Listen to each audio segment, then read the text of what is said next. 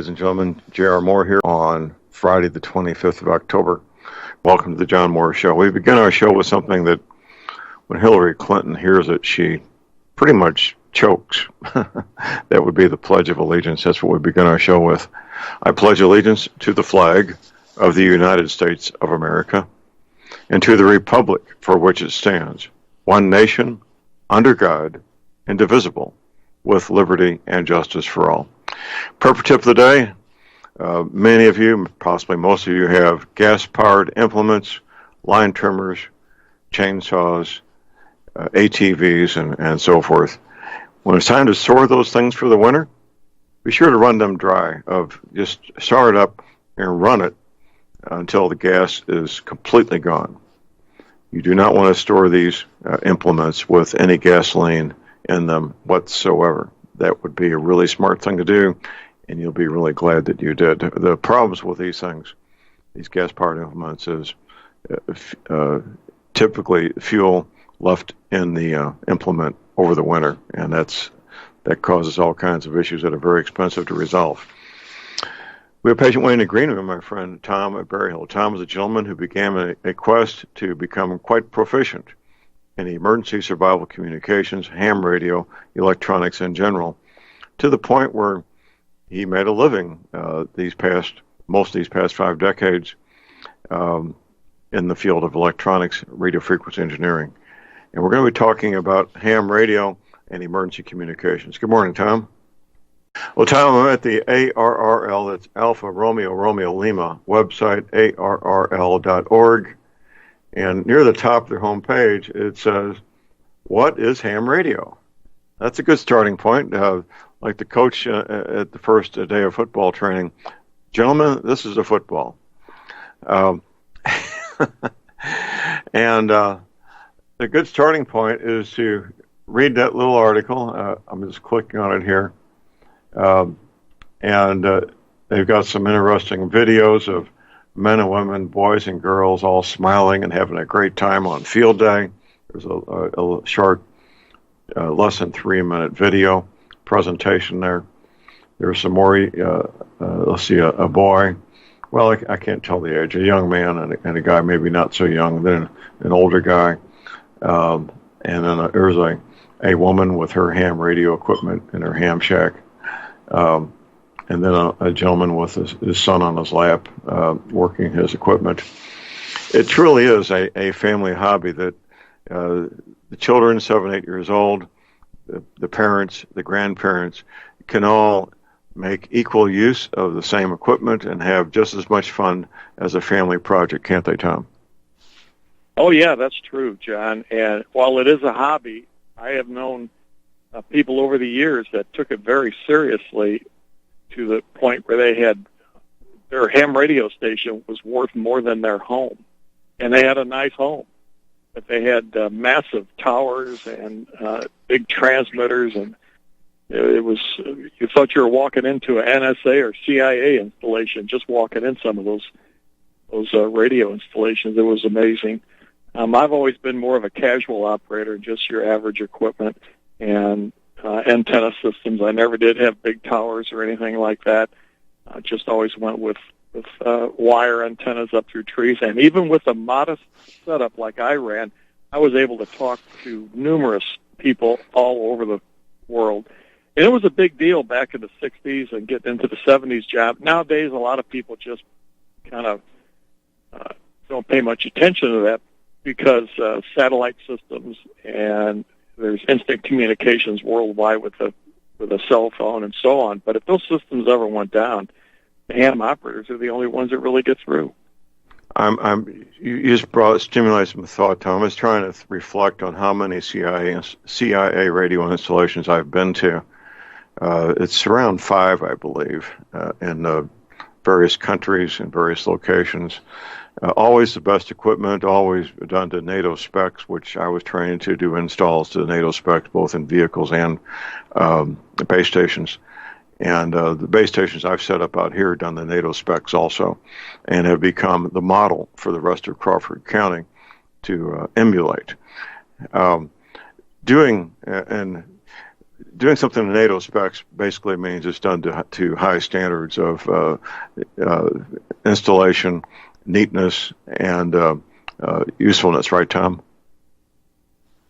Yeah, that's really true. And the government and military, NSA, CIA, they always use some of the finest equipment available. As a matter of fact, some of the manufacturers that made equipment for ham operators also made equipment for them, with several exceptions. Some of the better equipment that they were using was the Harris. I think you have one of those units there at your place, Right. a surplus one. And then they used Watkin Johnson receivers, Raycal, some very, very, very expensive, very accurate, and high-end equipment. Some of this can be purchased now on eBay as it's been retired from service, and it's still very usable for ham radio and shortwave listening. Some of these, a lot of receivers, they didn't always transmit, John, but they listened all the time. Right. And they had the best for listening. So some of that equipment is available nowadays.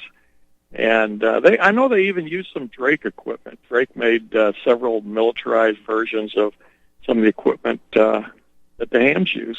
And then a lot of the same type of equipment was used for maritime use. It had to be very reliable and, not subject to problems caused by vibration and salt water, things like that, salt spray. So this equipment was very rugged, very reliable, and can now be purchased, still rather expensive, but for a fraction of what it costs new, and it's still viable and very good equipment to use if anybody ever had any interest. It's on eBay all the time.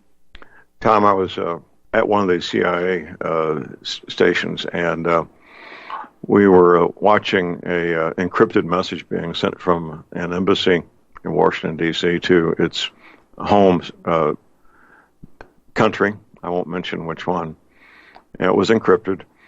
And my friend said, watch this. He pushed a button, and the encryption went away. And we could read everything that was being sent from the from the embassy to its home country.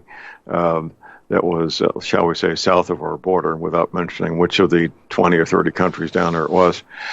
It's fascinating to be around that kind of equipment and that kind of expertise. And your level of expertise is world-class, Tom, and the information we bring to the table here is world-class information to help people that don't quite comprehend what's going on with ham radio or why, to get them started.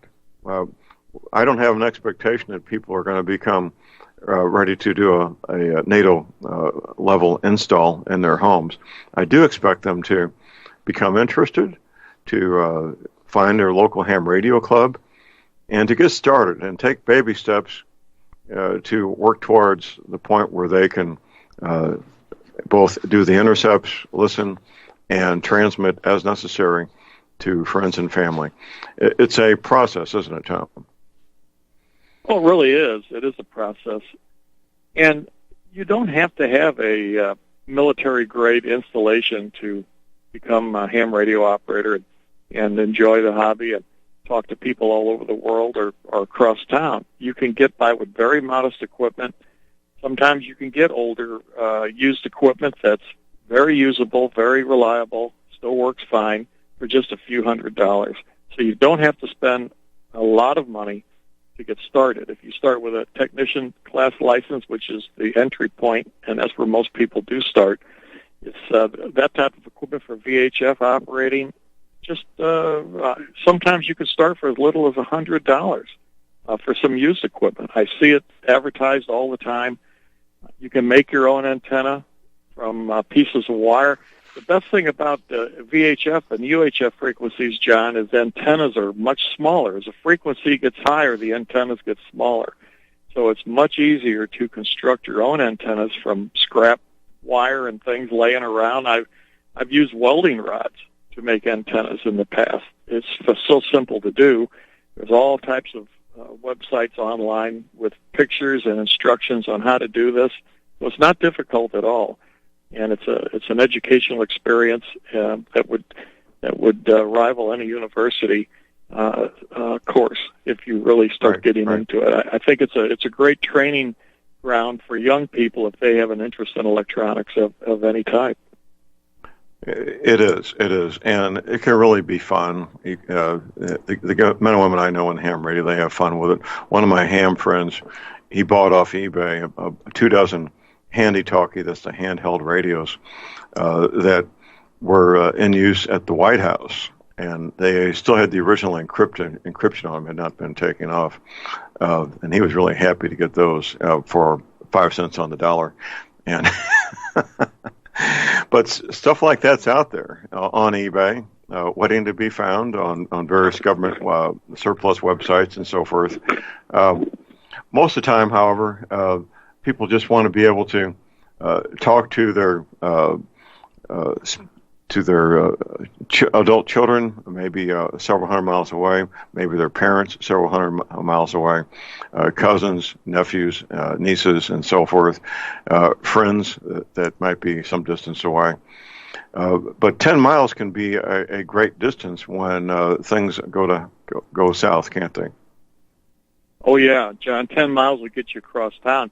In a metropolitan area, 10 miles will get you probably as far as you need to know in most cases. Maybe that's all you need to do is 10 miles to find out what's happening and get some knowledge and talk to friends and family across town. That's fine. If you're in a rural area, you need to go a little farther. Well, that's not hard to do either. There's a ham radio band with propagation that will get you anywhere you want to go, anywhere in the world, almost 24 hours a day. There's always a way to get through.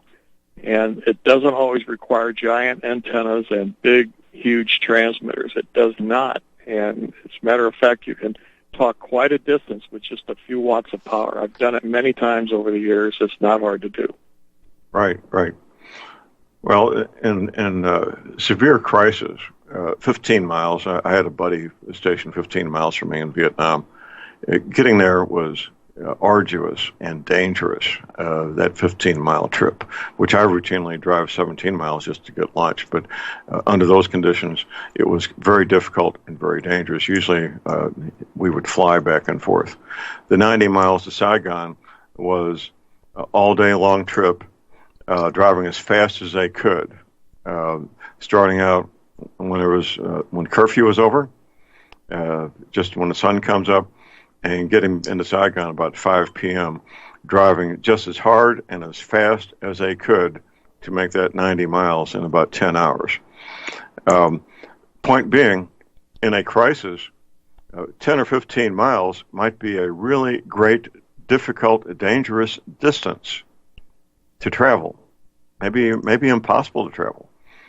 But ham radio can cover that distance at the speed of light, and you can communicate back and forth and reassure each other that things are okay, ask for help if help is needed, and so forth. That's where I see ham radio, Tom. How about you? Oh, I agree. There's all different facets of the hobby that are interesting. And, John, if you're talking about traveling under rough circumstances, it's really nice to have that ham radio in the car where you can talk. If you're traveling with several people and you get separated by traffic lights or other traffic, it's real easy to stay in touch with crystal clear communications, no static or anything. It's real easy to do with the VHF and UHF type equipment, and that will make the trip go a lot easier. You don't lose touch with everybody that you're traveling with, and everybody can arrive at the same place at pretty much the same time and stay in touch along the way. It's a handy thing to have. It really is. It is. And if you got a question or comment about emergency communications, give us a call at 800-313-9443. Tom, back in about 1998, I bought one of the first hand crank AM/FM shortwave radios that was available in the market. I still got this unit. It's huge. It's about 18 inches long, about 7 inches tall, about 7 inches deep. It's very heavy, and that's all there was back then in terms of a hand crank AM/FM shortwave radio. We're now at a point where they're very small, very lightweight, and have a lot of features. You can even charge up your cell phone and have a light to read by. We have a break. We'll be right back.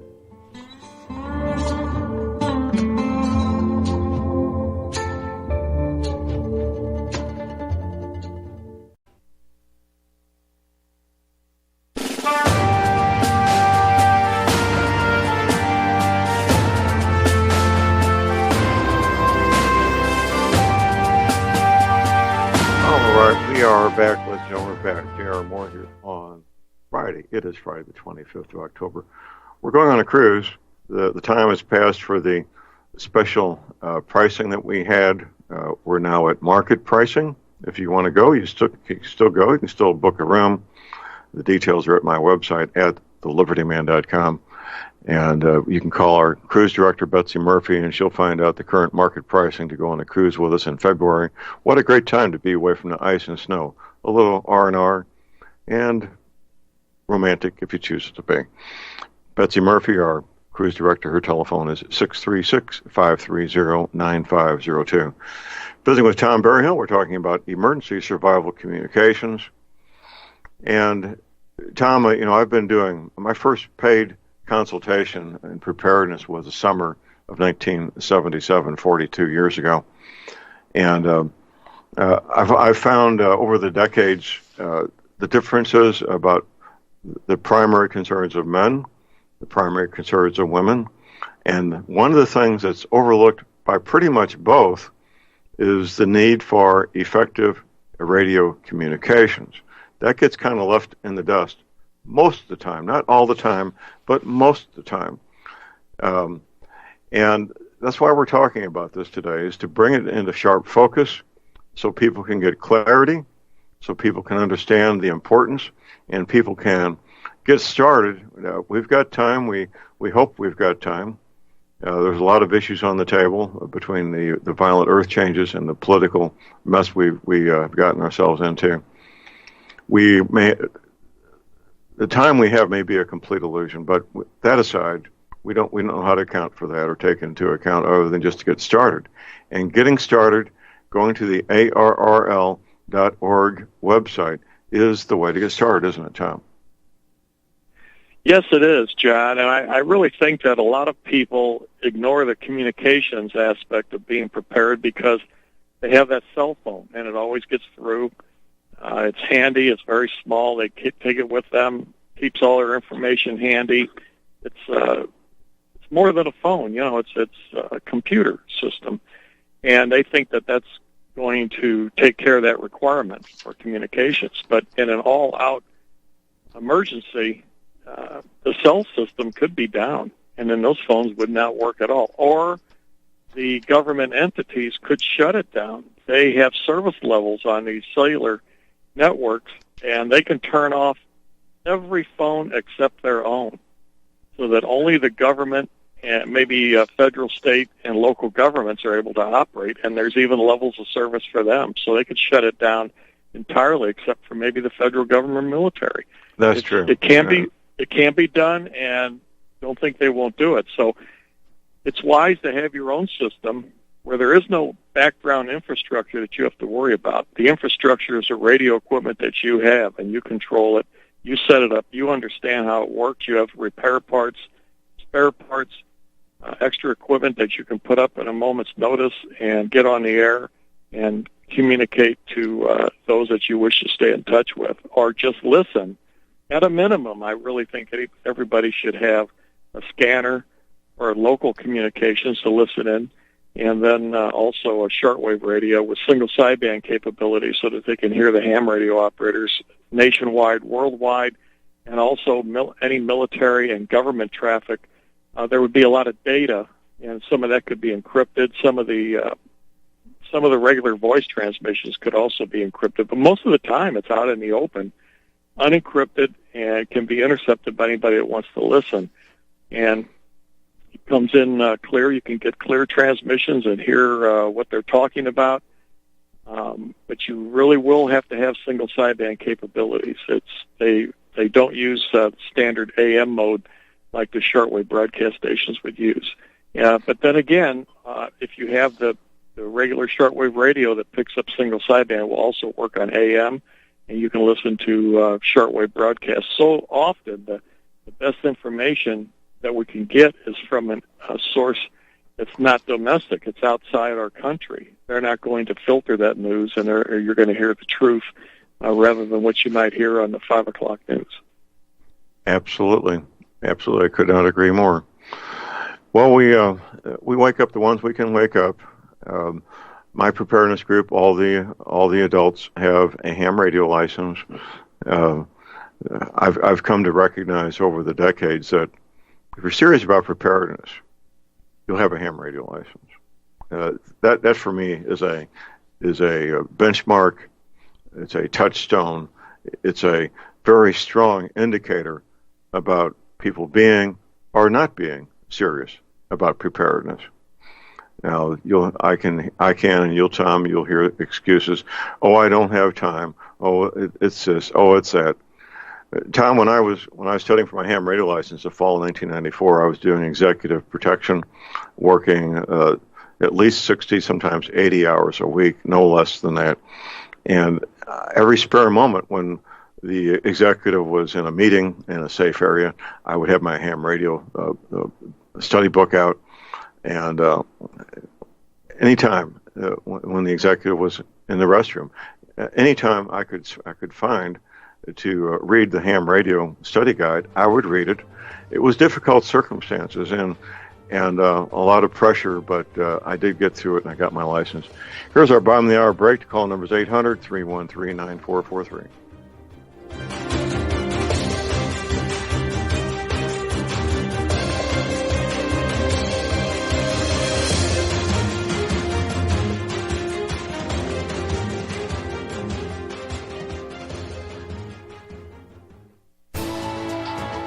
You are tuned in to the Republic Broadcasting Network. Visit our website by going to republicbroadcasting.org.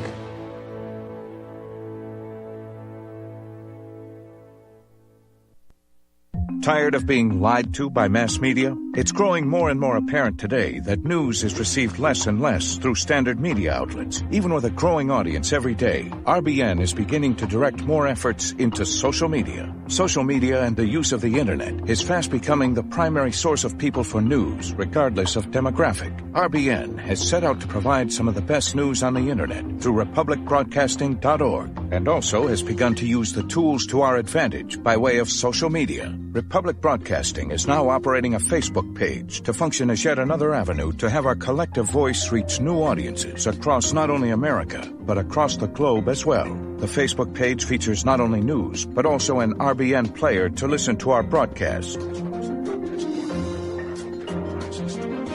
Get involved by visiting facebook.com/Republic Broadcasting and liking our page and share it with your friends and family, because you can handle the truth.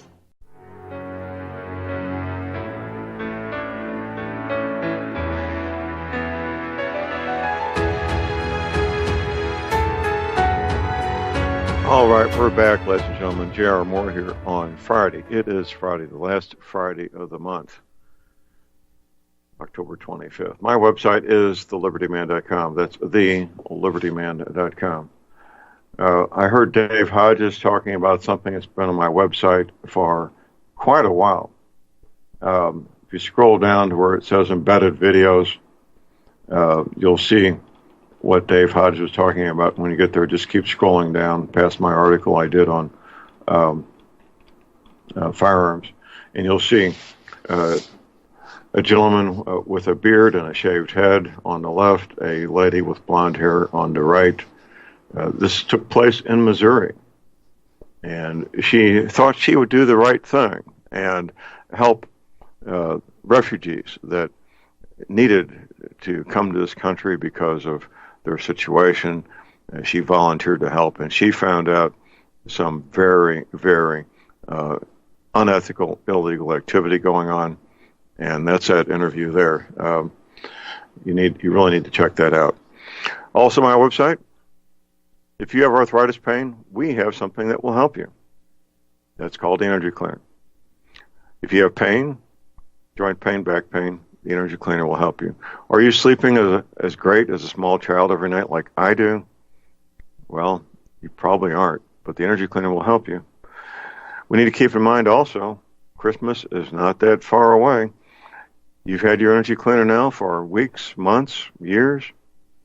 How many people do you know that you care about that have arthritis issues, pain issues, sleep issues? What a great Christmas gift, an energy cleaner and a mattress pad. Details at my website at thelibertyman.com. Keep in mind, I offer a 90-day money-back guarantee. We'll have Steve Whitman on soon, maybe first or second week in November, to give his story. We try to get him on 2 or 3 times a year. His story is very heartwarming, to say the least. You can use PayPal, MasterCard, Visa to get yourself an energy clear. You can call my toll-free order line 24 hours a day. Don't try to call me. Order line only, 800-592-9543. I say again, 800-592-9543. This is the hour we take every week to talk about emergency survival communications. Emergency survival communications. It's a very important topic. It's one that you really need to comprehend, to incorporate into the front of your brain so that it becomes a priority. The way most people function, Tom, when things become a priority, it gets done. I was in North St. Louis County the first day that Missouri made it a legal mandatory to have automobile insurance. And you were committing a crime driving your vehicle without automobile insurance that morning. I was in North St. Louis when that morning occurred, and you should have seen the lines of people lined up at the insurance agents' doors, waiting for this was 7 o'clock in the morning, waiting for the insurance agent to open the doors so people could come in and buy their automobile insurance. But it became a priority when it became a matter of legality. Well, having ham radio is not a matter of legality. It's far more serious than that. It's a matter of life and death, isn't it, Tom? Yes, it really is, John. And speaking of car insurance, I guess the insurance industry has quite a lobby, quite a bit of power in their lobbyists to get that pushed through. But I think everybody should be responsible for any damages they cause, and that, of course, is what the insurance would do. It's just wise to have it. But it's amazing how many times you hear about a car accident and the person causing the accident had no insurance. I don't know how they do it. How do they get their car license? How do they renew that? Well, here's what happens. They have the proof of insurance when they get the automobile registered, get their license plate. And then one of two things happen. They either cancel it and get a refund, which they can do that, or they just let it expire and don't renew it.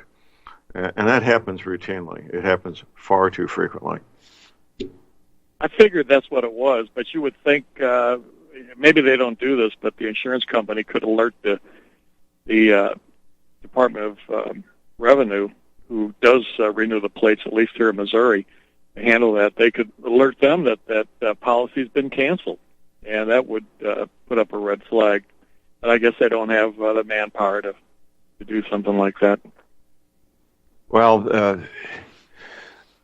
these days, the way the computers talk to each other, of course they could. I was on the debate team, the college debate team, and the year I was on the college debate team, it's a nationwide topic, and the topic that year had to do with privacy and the state of the art with computers at that point in time. We're talking 1991, I believe, Tom. And even then, when computers basically ran on pieces of cardboard with holes punched in them, believe it or not, the computers at that point were already talking back and forth to each other. It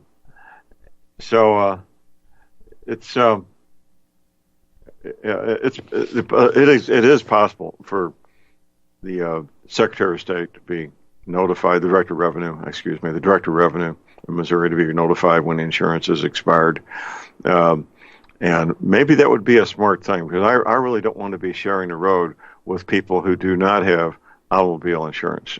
I really don't.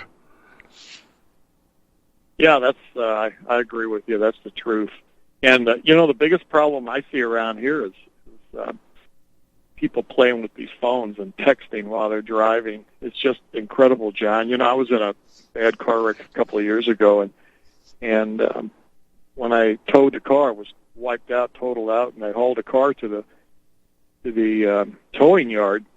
The owner of that towing company told me their lot was nearly full. They had a pretty good-sized place, and he says, "Oh, that was around Franklin County, Missouri." He said, "That's just from the last day and a half, all these cars." And he says 90% of that was from people messing with their phones. He said that drunk driving isn't a big deal anymore. He said it's these phones.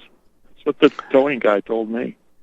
The granddaughter of a cousin of mine was killed in a car wreck. A teenage girl, high school student, was texting and on these.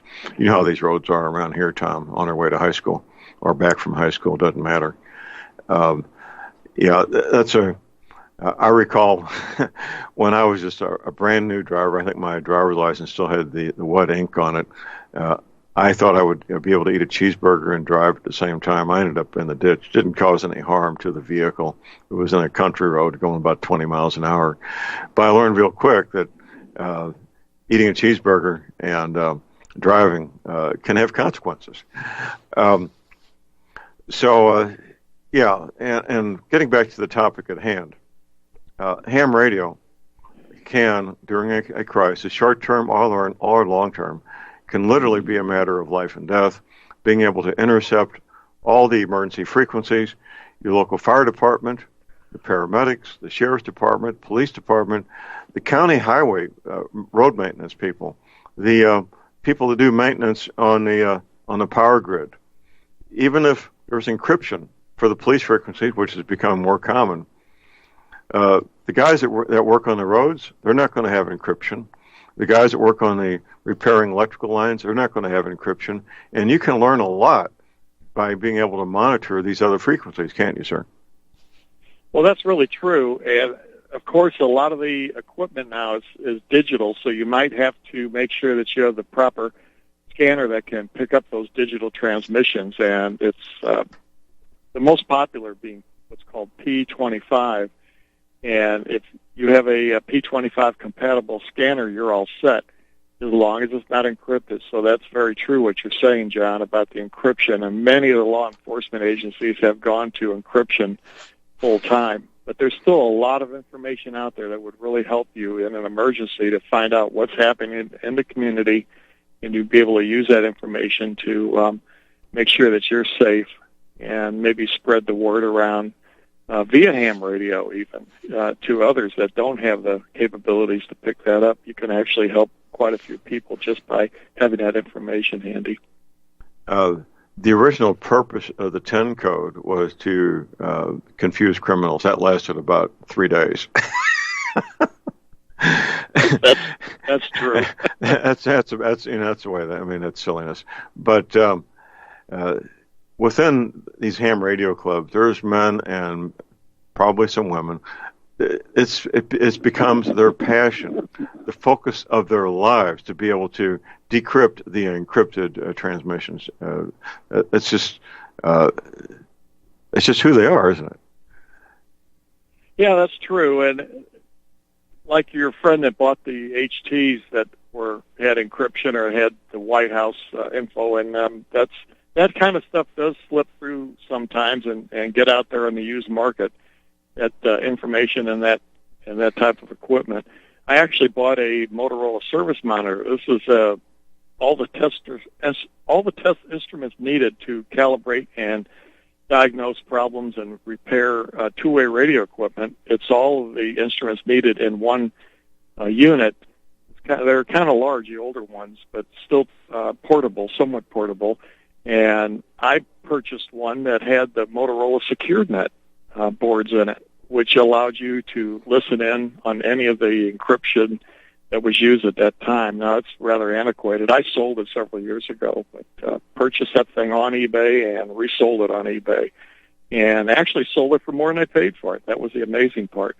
But that type of equipment allowed you to, because you can use those service monitors as a receiver, and I could listen to any of the encryption that was used at the time. I could just listen to it like it wasn't even there, and you heard them crystal clear.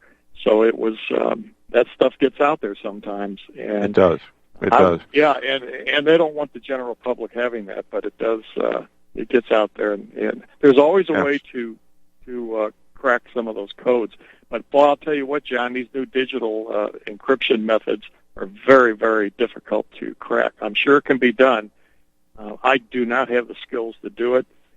It takes a lot of computer knowledge and a lot of very sophisticated, expensive test equipment to intercept those signals and crack those codes. It would be very, very difficult to do. Absolutely. We got a caller and holder. We're at Jerry in Texas. Good morning, Jerry. Well, good morning, John and Tom. From what I've heard, that gets real pricey real quick on software for encryption. Do you have time to address that? You did vertical. What is it, NVIS or SI on for shortwave? You mentioned some of it last week, and I did a little reading on it. Do you know what I'm trying to refer to? Yeah, we can talk about that, Jerry. If you have any specific questions, we'll do our best to answer them. Well, for close-in communication and what have you, if you can't, 2 meters being interfered with, what bandwidth would you recommend? Well, NVIS that is where these signals go straight up to the ionosphere and bounce back down. That's typically used on short-wave frequencies and the lower frequencies, actually, where there is very little skip, where the signals are more of a regional basis. They work in your local area, and that's any of the lower ham bands from 160 meters. Well, let's just say frequencies in megahertz from 1.8 megahertz, so around 2 megahertz range up through maybe 8 megahertz, 7 or 8 megahertz. So for the ham radio operators, that would be 160 meters, 80 and 75 meters, and then 40 meters. With most of that NVIS type work being done on 80, 75, and 40 meters. When we say 80 and 75, that's really the same band. It's 3.5 to 4 megahertz, but they always call the upper part of the band 75 meters, and but it's the 80 meter band basically.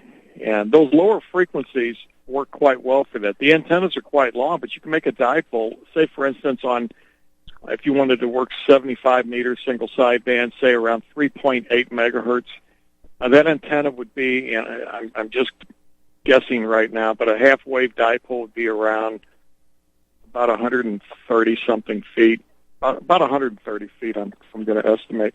And then you don't have to put that antenna real high. You could actually have it just a few feet off the ground. And that works pretty good because you lose some of the signal into the ground, but it basically transmits straight up, and then it bounces back down for perhaps a 200-mile, maybe 300-mile radius. And with a 100-watt transceiver and that antenna that's not very high, some of the people will put them up 8, 10, 9 feet, 8 feet, 15 feet. It doesn't matter.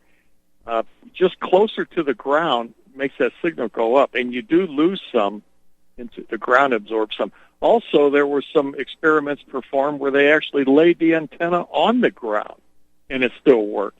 Not real good, but it did work for quite a distance. Another antenna you'd want to investigate, Jerry, would be inverted V, and that's a V as in Victor, inverted V. That's a dipole antenna that has the center of it elevated above ground, maybe 25, 30 feet, and then the ends of it taper down towards the ground. They slope down and are attached to stakes in the ground, so it looks like a V, an inverted V. And that's how it got its name. That gives you the benefit of some vertical polarization, which is really good for distant transmissions, as well as being enough of a horizontal antenna close to the ground to give you the NVIS. So that's the antenna that I use right now, is an inverted V. And it's actually for 160 meters. A friend of mine's got one that he has real good luck with. G5RV, I think, is what, that's a call sign of the guy that, I guess, kind of developed that technology. I don't know. Yes, that's true. It's an English gentleman, and that's why the G5, all the British call signs start with a G. And here in the States, we always started with a K or a W, and then in later years they went to A and N, Alpha and Nancy. So those are the call signs. If that's how that works, the G5RV is a pretty popular antenna. I've never had one. I've heard good and bad about them. They get bad-mouthed quite a bit, but then others say they work quite well. I've always had really good luck with just your basic dipole. Hold that thought, gentlemen. Hold that thought. Okay. Jerry, hold on. We got a break. We'll be right back.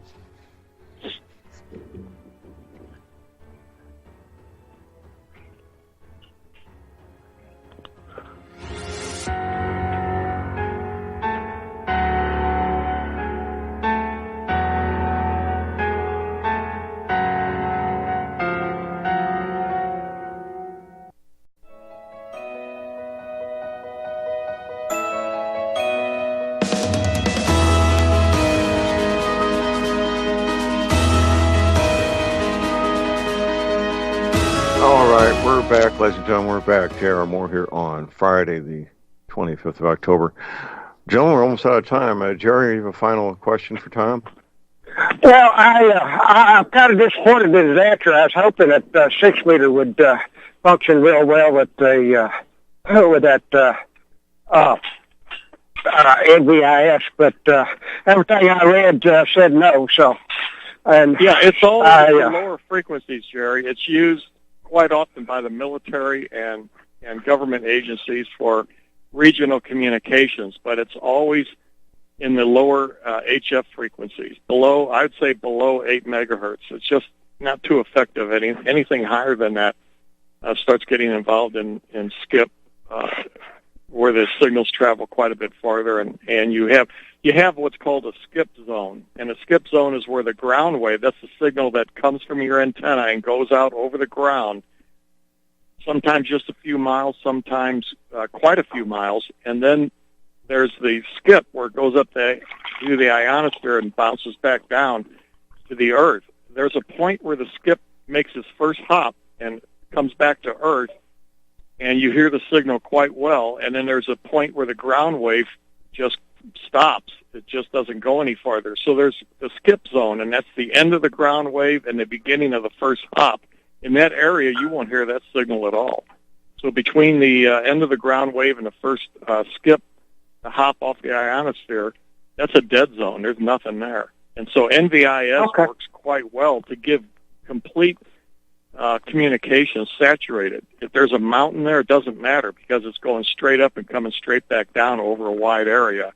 And 200 or 300 mile radius is a pretty good radius to be operating if you're having an emergency in a regional area. You'll cover that whole area using NVIS. Oh, yeah. That's what, you mentioned that last week, which, piqued my interest, being able to, of course, in Texas, that may not work too good, but depending on where you are. Well, I think you could cover the whole state. You should be able to cover the entire state if you were in the central part of Texas. I don't think you'd have any trouble at all, especially maybe during the day on 40 meters and in nighttime on 75 meters. And, of course, we have these discrete channels, several channels in the 5 megahertz range.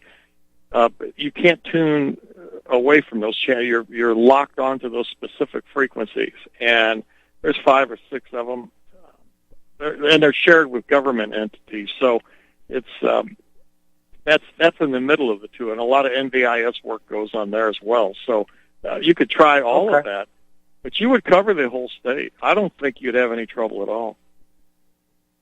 Well, El Paso is about 600 miles from here, so. But a long ways. When you get out of Texas, you're halfway to California from here. But anyway, I Hey, thanks for taking my call, John and Tom. Y'all have a good weekend and stay warm. It's 38 degrees this morning here, so yeah, I think winter has arrived. It has arrived. Thanks. Jerry, thank you for the call. Bye-bye. Well, Tom, any final comment before we wrap it up today, sir? No, but the NVIS mode of transmission is something to really pay attention to if you're interested in emergency communications. It's not hard to do. You can learn more about it. Lots of info online. Okay. Thanks, sir. Appreciate it. Thanks, John. Got a top of the hour break. Back with Dr. Lynn Wilbert. Stay tuned. Young man, they'll test one day, have him win the Green Beret. All right, we're back, ladies and gentlemen. J.R. Moore here, our second hour on Friday, the 25th of October. Prep tip of the day: if you're going to be storing gas-powered implements, line trimmers, chainsaws, leaf blowers, ATVs, run them dry, start it up, and run it. These are gasoline-powered implements. Run them dry till the gasoline is completely gone. And come springtime, you'll be very glad that you did. That's your prepper tip of the day. We have patient waiting agreement, my friend, Dr. Lynn Wilbert. Dr. Wilbert is my personal physician, and we'll be talking about health-related matters. If you'd like to become a client of Dr. Wilbert, he has a telephone number. That telephone is 314-495-6480. Good morning, Doctor. Greetings, John Moore. It's a pleasure Well, sir, and privilege to be here. It's good to have you. We missed you last week. Yes. Well, you're a very enthusiastic golfer. Is it still warm enough to go golfing in the afternoon, sir? I made myself go play this past Wednesday. And when we started, it was 48 degrees with a 10-mile-an-hour wind. And my golf clubs asked me, are we going to play again this year? And I said, I don't know if it is. It'll be in Florida. It's a short walk. You can stand on your front porch and see the golf course. It's one of the, isn't that particular golf course the oldest one west of the Mississippi? Did I remember that correctly? It is. Yep. It's the oldest golf course west of the Mississippi, and it's beautiful. One of the toughest in the region. Yes, one of the toughest. It is a beautiful, beautiful golf course, and of course, you treat your clients right there in your home. A short walk, about I think it's 4 homes between you and the golf course. Well, Doctor, we're at that time of year where we're transitioning from summer to winter. This is the fall. The trees are turning colors, and there's health-related issues with the changing temperatures and humidity, aren't there, sir? Yes, they are. Yes, they are. Again, John, when we consider the fact that we live in an ever-changing universe, that means that your body, your physiology, how you respond to the universe is changing all the time, whether you know it or not. And the only way you know that it's changing is that your body tells you. There's a lot of things that go on between your body having to adapt to a different environmental circumstance, and by the time you feel that adaptation. And so I saw it early. This is toward the end of October, but the trees have really been changing colors since about the first week in October. And what that does is it puts that they're actually preparing for spring is what they're doing. If you take a close look at, say, an oak tree or a maple tree, you'll see little buds underneath the leaves, and that's all they do. They lie dormant until springtime. But they have to get rid of their leaves. And so when the colors change, there's an acid that is emitted in the air, and you see it by way of the film that's on your car, the dust that's on your car this time of year. And we have to inhale that. Now, realize that the air that we breathe today is about 20 to 23% oxygen, which is down considerably, say, 20 years ago. There's no one living that doesn't need more oxygen. You can always benefit from more oxygen. In fact, the oxygen bars are becoming more popular now. We can just go in and listen to some music and watch some lava lamps and get oxygen to your brain. In fact, since I mentioned that, most brains weigh about 8 or 9 pounds. The average head is maybe 10 to 12 pounds. The brain doesn't matter if you're a man or woman, it varies a little bit, but the brain is significant, is a significant oxygen utilization. It uses 20% of the oxygen that you breathe in. So to keep the numbers real simple, let's just say you weigh 200 pounds. And your brain uses 20% of the oxygen that comes in. So 20% of 200 is 40 pounds. That means your brain could weigh 40 pounds based on the oxygen that it uses. No, it doesn't. It only weighs about 8 or 9 pounds. And so there's a switch in your brain that monitors carbon dioxide buildup and oxygen utilization. And so when we inhale the dust from leaves, deciduous, that's the name I was looking for. When we inhale the dust, we're getting more acid in our lungs, in our upper respiratory tract, in our sinuses. And so when that acid comes in, and again, no one needs more acid. Acid bad, alkaline good. In fact, we've all been duped into believing that as you mature, you get a digestive condition called GERD, G-E-R-D, gastro and reflux disease. Well, we've heard it. Yeah, too much acid. You get that backflow into your esophagus. Well, that's bunk. That's not true. The stomach has to be acid in order to create the environment for your digestive enzymes to function. So as you mature, by way of food combining improperly, we are a steak and potatoes country, and that's the absolute worst food combination on the planet. And by eating when you're less than positive emotional state, you continue to eat upset. That's dichotomous in and of itself. And then we buy the program that we have less acid. No, that's not how it works. Or you have too much acid. What is really happening is that you have less acid. Then you put the wrong food in, and just imagine if you mixed, we've seen the experiment, if you mixed, let's say, a Coke and Mentos on a counter, you're going to have a volcano. Well, the same thing happens in your stomach, and typically when you go to a restaurant, you sit down, you put a glass of water in front of you and bread. So when you place your order, you're eating bread, and you're waiting for your order to come. Well, bread is a refined carbohydrate. And your body can break down carbohydrates a lot faster than it breaks down protein. If you took a piece of bread, not a whole slice, but a piece of bread, any kind of bread, doesn't matter what it's made from, and take a wad of it and put it in your mouth and let it just sit there. Don't chew on it. In a minute or two, you will secrete an enzyme in the mouth.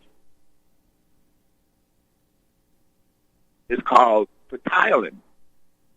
And it will start to break down that bread so that by the time it gets to the stomach, it's already been introduced to the digestive process. And so now it passes it on to the small intestine and everything's fine. But you don't have to use as much energy to get to break down the carbohydrate to get the energy from it. Now, the problem is this. Carbohydrates have very few minerals. And the real reason why we eat food is for minerals. Not because we're hungry, but because we need minerals as fuel for repair, rejuvenation, replacement, which is what we do when we're sleeping. And so now, here comes your food. And typically, it may be a salad, a vegetable, and a protein of some sort. But here's the issue. Your stomach is waiting for more carbohydrates. And young athletes, I don't know about the mature athletes yet, but I know in high school they'll do what's called carb loading. Carbo loading. They'll eat a lot of pasta and have a lot of energy for that athletic event. And then they'll use the energy, and then they'll go to sleep after that. Well, see, that's what happens as we go through life. If you don't use the energy that you get from the carbohydrate, it's stored as fat. It's stored as fat. So now you take a bite of meat, and your stomach says, what you want me to do with this? I'm waiting for some more carbohydrates. I like that better. I don't have to work as hard. Well, we have meat now. Well, what you want me to do with it? And so the meat, which is acid, here we go with acid again. The meat, which is acid, sits in the stomach, and you get this tumultuous, what do they call it, either heartburn or your stomach starts to growl and make all this noise. Well, you got a volcano going on in your stomach. And the stomach says, I can't do anything with this, but I'm not switching to protein enzyme. It's a different enzyme. So the stomach passes the undigested meat onto the small intestine. The small intestine says, excuse me, what am I going to do with this? You haven't even began the process. But in the meantime, you still have this turbulence going on in the stomach. And there's a sphincter muscle, because the stomach is below the diaphragm. And then there's a sphincter muscle at the top of the stomach, and then connected to the stomach is a tube called your esophagus. So that's where the food goes down and enters the stomach. And so now this muscle, due to the tumultuous physiological condition in the stomach, growling, gas, belching heartburn, burping heartburn, that muscle tends to get weak. It gets more flaccid than it should be, and it cannot contain the contents of the stomach. The acid in the stomach will burn a hole in anything. Anything, wood, metal, stone, it doesn't matter. That's how acid it is. The liquid in the stomach, the enzyme. So now this acid starts to back up into your esophagus. Well, the esophagus is not made of the same cells as your stomach. And now this acid, fluid, food, whatever you want to call it, starts to back up. And you get this regurgitation, and you think there's something wrong. So now they say, oh, you have too much acid, and they give you an antacid. An antacid, Rolaids, Tums. And what that does, Alka-Seltzer, plop, plop, fizz, fizz. Oh, what a relief it is. You think it's a relief, but here's what happens in reality. You change the environment from less than acid to alkaline. And that is an emergency to the brain. And the brain goes, there's an emergency. We have to put out the fire right away.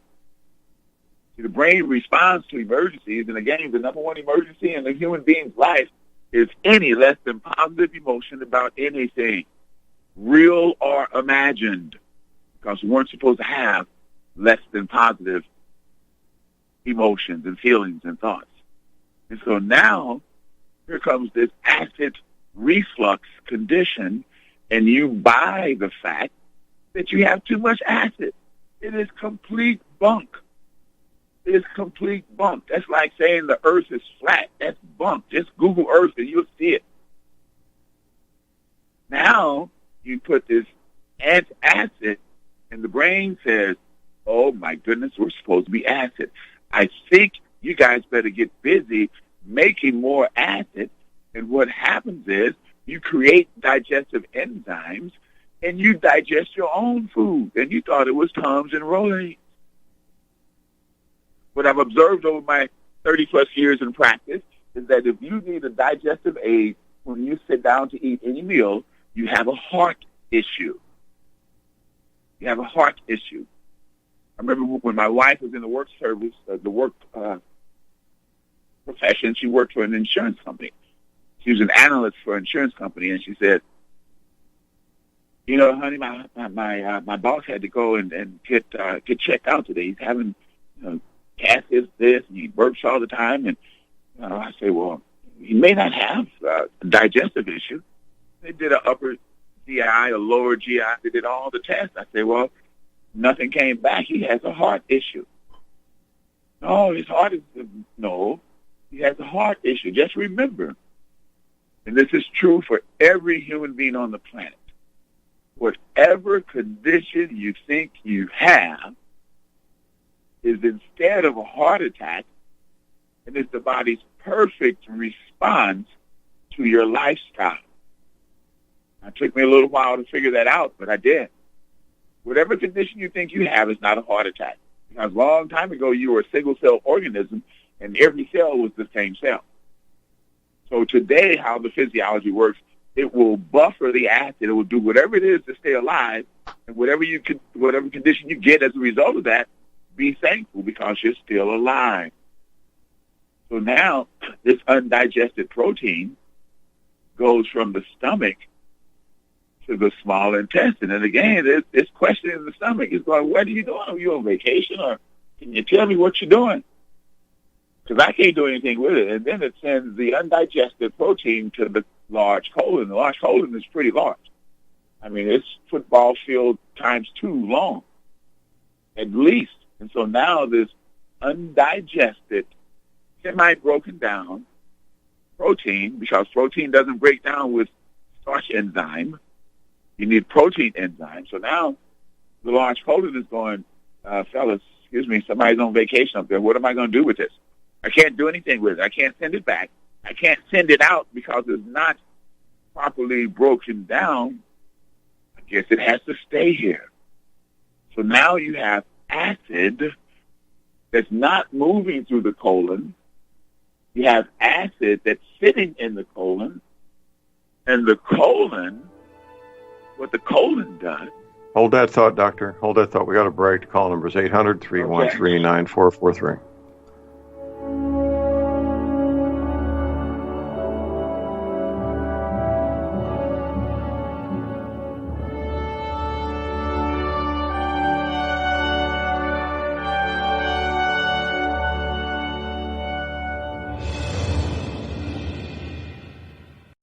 Tired of being lied to by mass media? It's growing more and more apparent today that news is received less and less through standard media outlets. Even with a growing audience every day, RBN is beginning to direct more efforts into social media. Social media and the use of the internet is fast becoming the primary source of people for news, regardless of demographic. RBN has set out to provide some of the best news on the internet through republicbroadcasting.org, and also has begun to use the tools to our advantage by way of social media. Republic Broadcasting is now operating a Facebook page to function as yet another avenue to have our collective voice reach new audiences across not only America, but across the globe as well.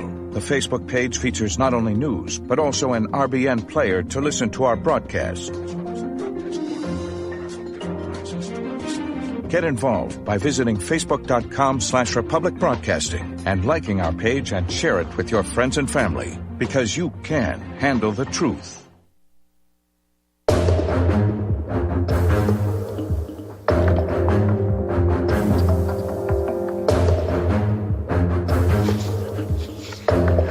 All right, we're back. Let's go and share more here on Friday the 25th of October. We are going on a cruise.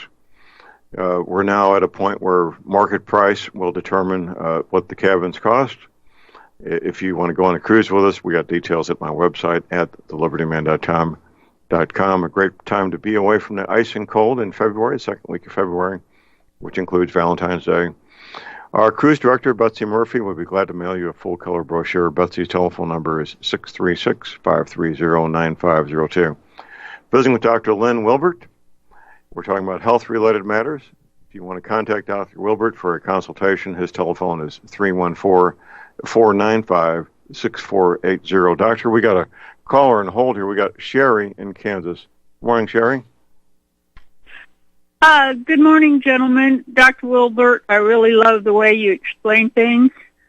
My son, before he got out of the military, was diagnosed with GERD or acid reflux or whatever they call it, and I tried to explain to him it was probably too little acid and not too much, and I heard another doctor give the best word picture of this, and he before he became a doctor, he was an electrician, and he said, what's happening is like your garbage disposal being broken. And you can't get the stuff down, but it's still starting to rot. So the only way for the gas to go is to go up. That is absolutely correct, Sherry. I don't know if you've heard of my background, but I started off as an electrician, went to an electrical engineer, and became a physician. Oh.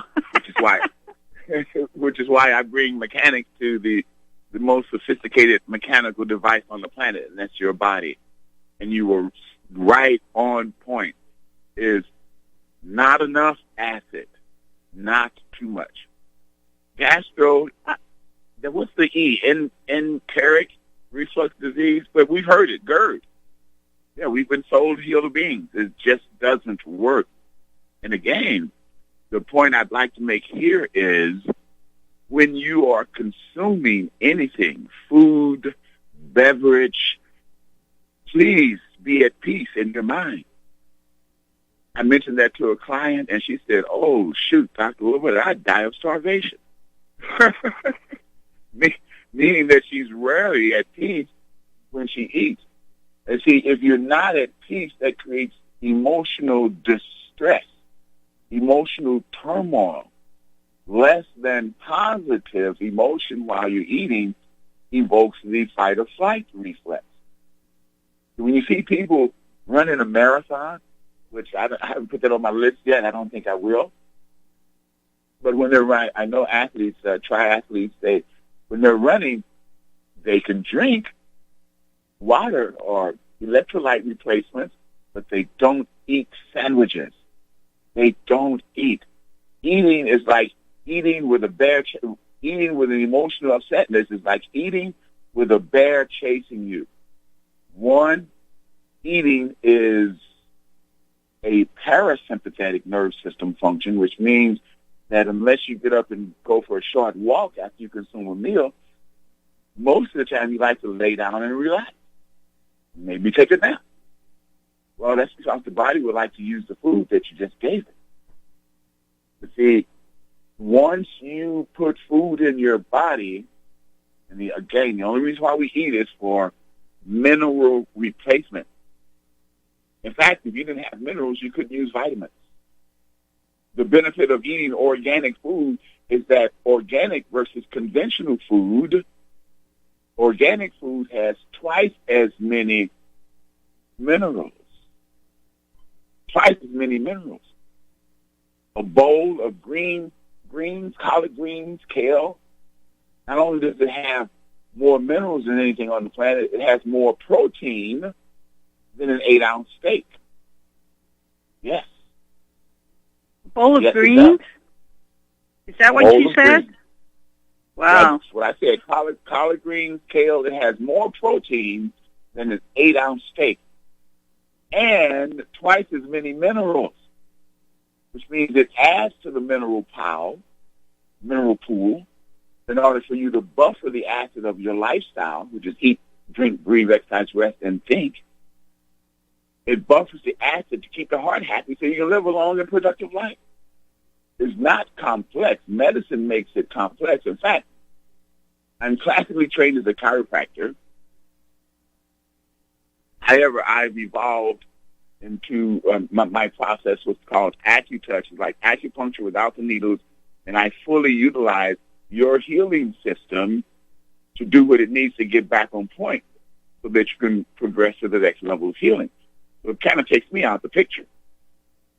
I'm a brilliant physician, but I am not as brilliant as the doctor inside of each of us. Because the body is self-healing and self-regulating. The question is, what is it healing? Is it healing a memory from the past? Is it healing something that you're thinking about that's going to happen in the future, which is called worry? The biggest misuse of your imagination on the planet is worry, a less than positive feeling. So if you're eating something and you have anything... Hold that thought, Doctor. Hold that thought. We got That's all I had, John. Thanks. Thank you, Bye. Sherry, for the call. We'll be right back after the break.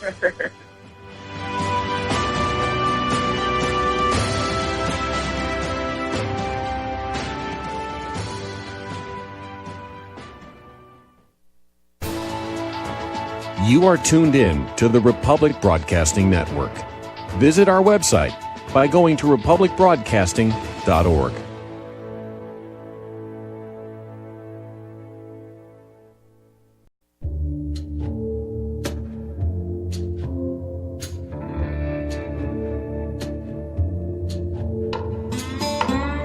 All right, we are back, ladies and gentlemen. J.R. Moore here on Friday. It is Friday, last day of the week.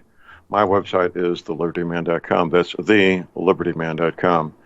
If you want to keep up on geopolitical matters, a friend of mine, former counterintelligence agent, he puts together a briefing every day. We call it the Daily Intelligence Briefing right there near the top of my homepage at thelibertyman.com. Dozens of new articles posted 7 days a week. This is a wonderful source. It takes some time to put this together, but that's what he does. He loves what he does. He wants to help people get informed, and it's right there for you to read at your leisure. Also, my website, if you have arthritis pain, you need an energy cleaner. Pure and simple. Joint pain, back pain, same thing. I do something healthcare professionals are highly unlikely to do. What I do is I offer a 90-day money-back guarantee on an energy cleaner. That's what I do. You want to sleep as good as a small child every night like I do? Get yourself an energy cleaner. $285 shipping included to American zip codes.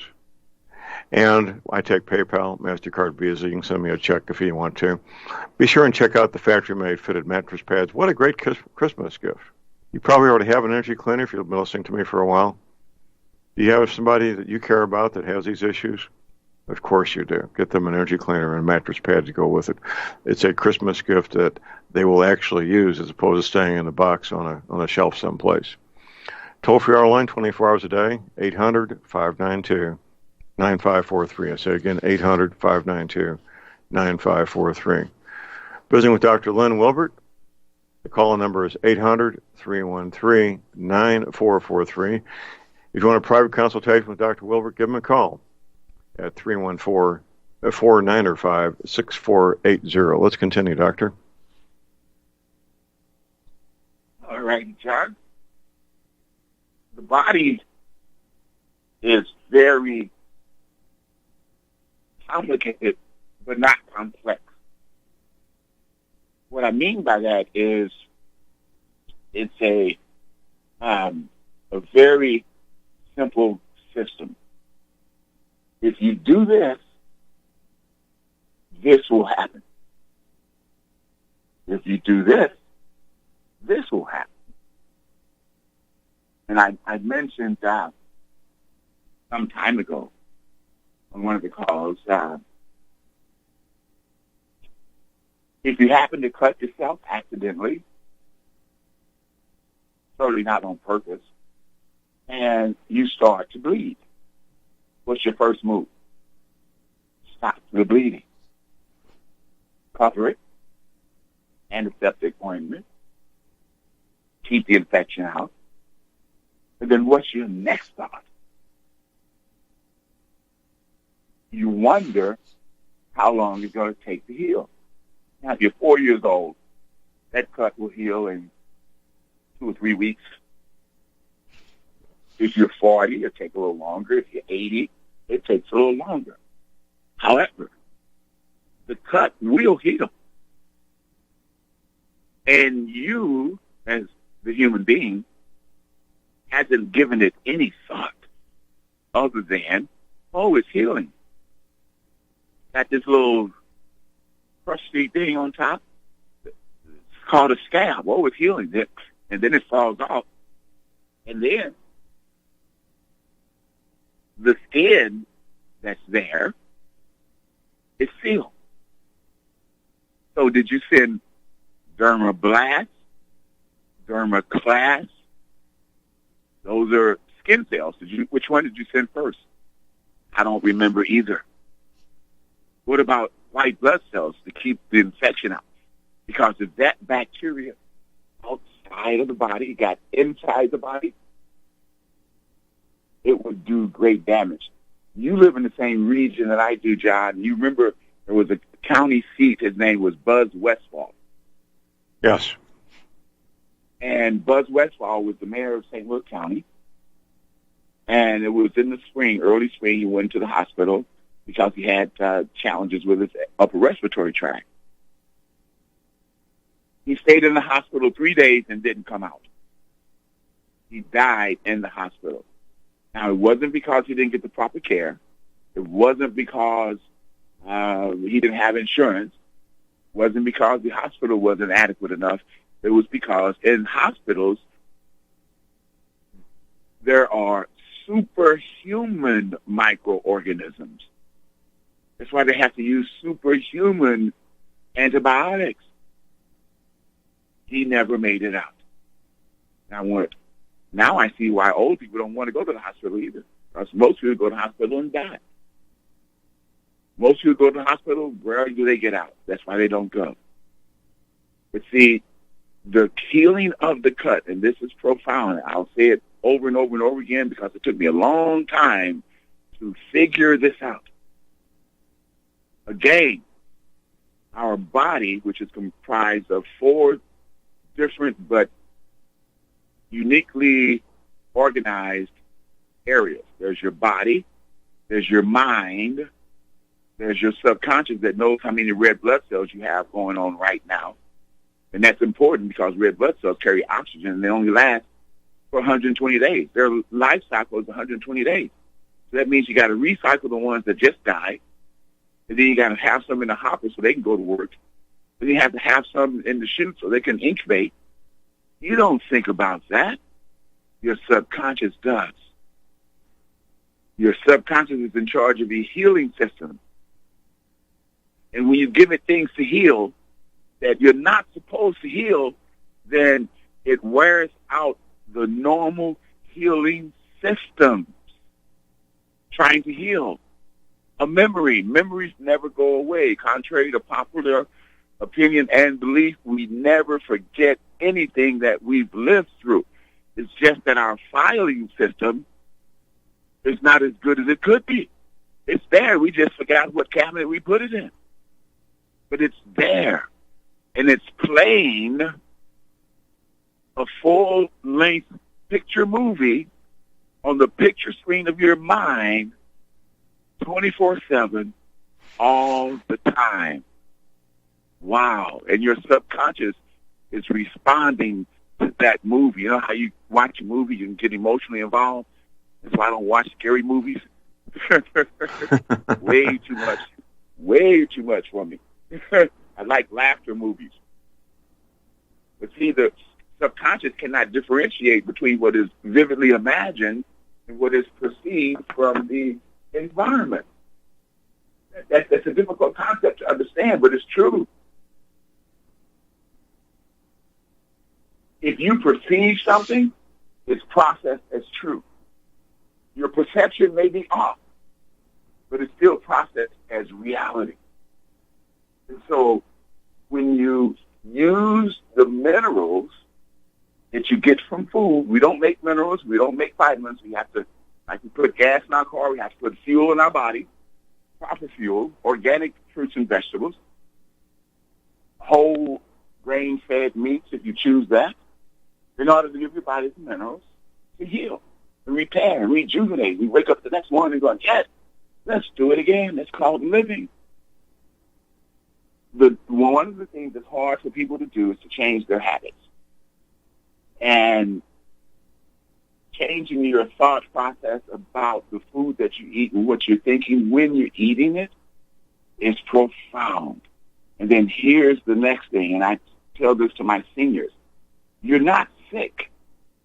You're surviving. Oh, really? Yeah, you've been told you were sick. You've been told there's something wrong with you. I'm going to tell you, your body's a perfect stimulus response organism. It's perfect. The condition you have is the perfect response to what you've done. The healing of a cut that leaves a scar is the perfect response to the fact that you've breached the skin. What? Yeah, so now I have a different opinion on the condition I have. Because I don't have a heart attack, I'm still here, and I can make a different choice in each moment in my life. And that's what's important. See, contrary to popular opinion and belief, we only have one thought at a time. It may come in rapid succession, those thoughts. Yeah. And we get lost in our thoughts sometimes. You run off road with less than positive thoughts. But you can't run off road in a Ford Focus. You need a four-wheel drive, jacked-up vehicle to run off road in those hills and valleys. Some people run off the road with their emotions, less than positive emotions. They run off the road and they pick up speed, as opposed to rerouting, get back on track, which is what I do. Do I always have positive feelings about everything? No. Do I snap back instantly? Yes, I do. Because I understand the ramifications of emotional upsetness. And if we all knew, everyone within the sound of my voice, learn how to control your thoughts and feelings and emotions. And that alone will extend your life. When you eat food, sing to it. I know a doctor in Dallas. I say, Rodney, are you singing to your food? He say, Doc, I do it all the time. Put food, whole food in your body for minerals so you can heal, and make sure that if you happen to run off road with a less than positive thought or feeling, stop eating. Because again, the less than positive feeling creates an emergency. And you cannot digest food and run from the bear in the same moment. It's like going two different directions at the same time. Impossible. Cannot do that. It's impossible. Make sure you're at peace when you eat, and then make sure that the food that you eat is not genetically modified, because the body doesn't know what to do with that. That butter stuff, I can't believe it's butter. Your body can't believe it's butter either. In fact, it don't even know what it is. Very true. It takes that butter and attaches it to the walls of your arteries, and next thing you know. Well, I like part of that. That's an old commercial, but the part I like is when Mother Nature says it's not nice to fool Mother Nature. There's consequences to trying to fool Mother. Really. It's a silly little cartoon, our advertisement, but it's not nice to fool Mother Nature, and there's adverse consequences, aren't there, Doctor? Yes, they are. See, resistance to nature is futile. It's futile. You resist nature, you resist creation, and you will soon exhaust the physical body. You will. See, I think we went down this year. I don't know. The life expectancy went down a little bit. I haven't checked it. First time since they've kept records, life expectancy for people in this country went down, largely due to the new phenomenon of these drug overdoses. We're losing more people per day to drug overdoses dying, Doctor, than we did during the worst part of the Vietnam War to combat. Yes. That's how bad it is. That's how bad it is. It's gone from epidemic to pandemic. Pandemic. Most people have this condition. And since you're a product of defending our country, post-traumatic stress disorder, PTSD, it's a common term, However, every person alive, and I'll specifically say, let's just say mature adults, because I had a client says, he says, well, Dr. Wilbert, I'm an adult. I don't pretend. I go, yes, you do. Worry is pretending. Worry is pretending. You're imagining something, you're pretending like it's happening, and you're creating a physiology as if it's happening, and it hasn't yet. And the reason why you're stiff and inflexible and unable to stand up tall is because you don't pretend. The reason why children grow into adults is because they pretend all the time. I have 3 children, 39, 36, and 34, and I never attended a tea party of my 2 girls. My grandchildren, I attended every tea party because I had a different perspective on what they were doing. See, their reality is whatever it is they can imagine. And it's the same for us. Can you imagine being 100% well? Well, hey, you are already. But you would love to be weller. Everybody does. That's why I work on it so diligently. And I'm one of the few physicians. I share with my clients how I live my life.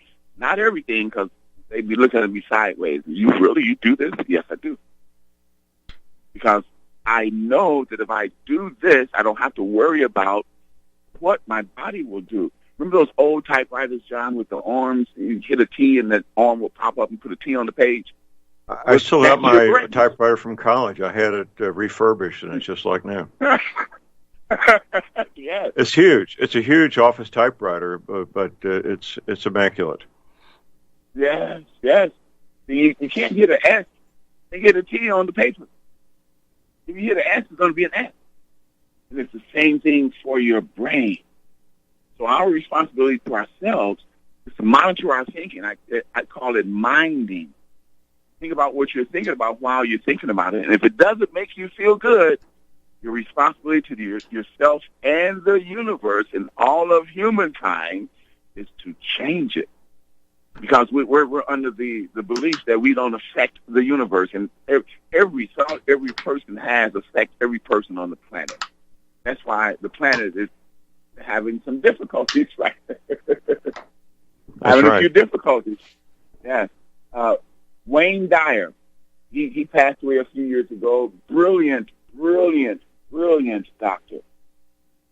I've had a chance to meet him a couple times, and one of his statements was, if we could teach every 5-year-old on the planet to meditate for 20 minutes a day, by the time those 5-year-olds were 20 years old, there would be no war on the planet. But what do we have now? We have the opposite. We have youngsters into these video and computer games. We have these violent games on the computer, and it's called gaming. It's a popular thing to do, to occupy your mind. When I was a child... Doctor, can you hold on a moment? We got a break coming up. We got a caller on hold. I want to get to this caller. We'll get started before the break. Dave in New York. Good morning, Dave. Hello, John. Yes, sir. Go ahead.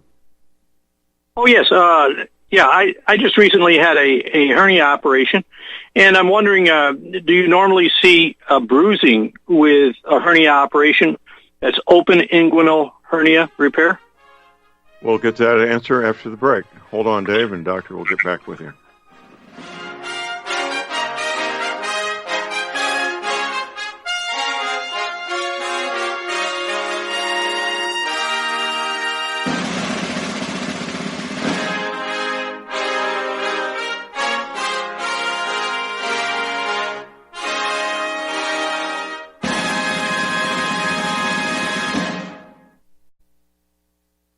Tired of being lied to by mass media? It's growing more and more apparent today that news is received less and less through standard media outlets. Even with a growing audience every day, RBN is beginning to direct more efforts into social media. Social media and the use of the internet is fast becoming the primary source of people for news, regardless of demographic. RBN has set out to provide some of the best news on the internet through republicbroadcasting.org, and also has begun to use the tools to our advantage by way of social media. Republic Broadcasting is now operating a Facebook Facebook page to function as yet another avenue to have our collective voice reach new audiences across not only America, but across the globe as well.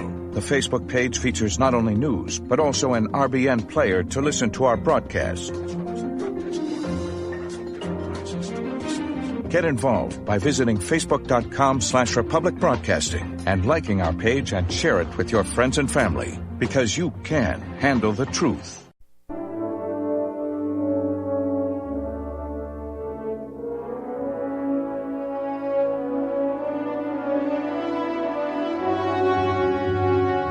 All right, we're back, ladies and gentlemen. Doctor, did you hear Dave's question okay? I sure did. John, there's a book, I don't recall the author, but there's a book, it's called The 22 Non-Negotiable Laws of Wellness. The 22 Non-Negotiable Laws of Wellness, and this is written by a layperson pretty much that was given the diagnosis of terminal lung cancer, and he just didn't buy it. And so he did research, and he applied what he researched, and he's still here. He goes all over the country with these institutions. And one of the laws of wellness is the law of minimal invasiveness, minimal medical invasiveness. I've only had 2 prostate exams in my life, and the last time I had a prostate exam was 1985, and I won't have another one. We will get to discuss that, but that's a medical invasive test.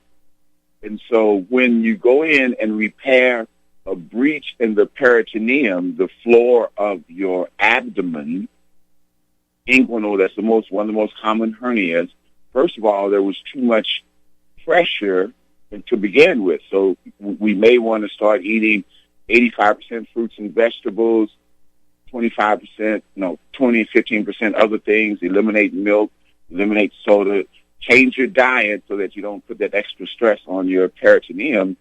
And the bruising that you see is still just the healing of the breach. And they had to probably put a mesh screen there on the bottom to keep things from falling out. And so your job now is to keep the pressure off. I would even stand on my head, but you don't have to go that far. Get you a big Swiss ball. You've seen them. Walmart has them for $10. Blow it up and lay on it and rock back and forth, because you're strengthening your core. And so that's the fundamental reason why you had that, is because we are supposed to be the most strongest at the middle of our core. Our core is from knee to shoulder. The middle of your core is mid-thigh to just below your rib cage. And so theoretically speaking, that's supposed to be the strongest part of our body. But in your case, it became a weakened part. And so in order for you to keep your organs and glands in your abdomen, you had to do a surgical repair. So in order for you not to have that done... Let me reiterate my question, Doctor. Yes. All that is very important. Do you expect bruising, or what? Is there ever no bruising that occurs after the surgery? Secondly, I do have swelling. How long ago was the surgery? The surgery was a week ago Thursday. That's 8 days ago, and there has been virtually no bruising. Oh, well, see, that's called the healing cycle. 8 days ago. Let's ask that same question 30 days from now. Okay. Yeah. And swelling, how long for swelling to subside? Well, it depends on, let me ask you this. Are you carrying extra baggage? Very little. 5'8", 180. Okay. Oh, well, good. Very good. Well, back to my original point. Take ice and put it on the swelling at the end of the day. Okay. That's what I do. Thank you. We appreciate it. Doctor, thank you, sir. We'll have you back next Friday. Appreciate it. All righty. Thanks, John. Okay. Have a great one. Thank you. That's it for the day. That's it for the week. Get your medical supplies, your energy cleaner, your essential oils now while you can, your firearms, ammunition. Never, ever give up your guns. Please do a fun, safe, productive day and weekend. And God bless America.